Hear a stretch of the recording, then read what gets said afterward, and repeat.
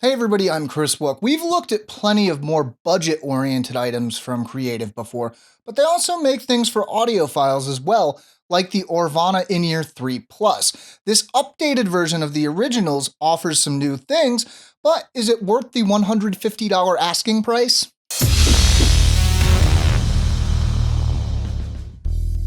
The headphones are visible without even opening the box, but for everything else you'll need to take a look inside. The headphones occupy the top half of the box, while on the bottom you'll find a wallet-style case and a pouch containing additional tips, an in-ear adapter, and a cleaning tool. Finally, you'll spot the manual. For the most part, this Plus version is the same as the original, but there are some differences. To start, the 3.5mm connector is now angled instead of straight. The cable is changed as well. Instead of the plain rubbery plastic of the original, the cable is now wrapped in braided fabric. The actual enclosure for the earbud looks essentially identical. These are only available in one color, a purplish-brownish gray, but it actually looks quite nice in person. The look is a little flashier than some in-ears in this price range, but not over the top. Overall, the look is quite nice. Compared to other in-ears, it's possible that you may have issues finding a good fit. These are of the upside-down cable-over-the-ear variety, and initially I had trouble finding a good seal with any of the included tips. I found a good fit after some experimentation, but it's still worth keeping in mind. Connectivity is simple, but it works. The headphones use a 4.2-foot cable with an included mic and remote. The remote uses a single button, but does offer volume control via a built-in volume slider. While this inline volume is handy for taking care of a sudden jump in volume, we wouldn't recommend using it otherwise. During testing, we noticed that keeping the volume anywhere lower than full would thin out the sound noticeably. Call quality was decent, but it's clearly not the main focus of these headphones.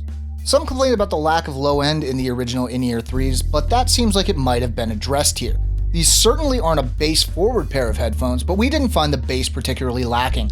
The lows are solid, but it depends on the level of bass in the recording. These certainly don't boost bass.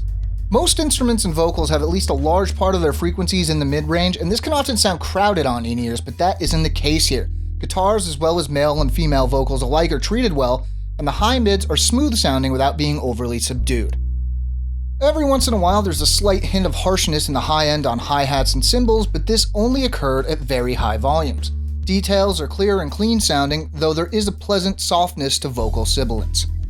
Stereo imaging is nice and the soundstage can vary, but on the right mixes these are very open sounding for in-ears. Unlike some other earbuds, these really come alive when you crank the volume, making them a better fit for those who like it loud. With a proper fit, the noise isolation is very good, though that can be a little trickier here than with some other earbuds. At $150, these aren't exactly cheap, but the value Creative shows is still in effect here. These sound much more expensive than they really are. If you're looking to replace your cheap in-ears and don't want to spend $200, this is a good pick. We're giving the Creative Aurvana In-Ear3 Pluses an 8.7 out of 10.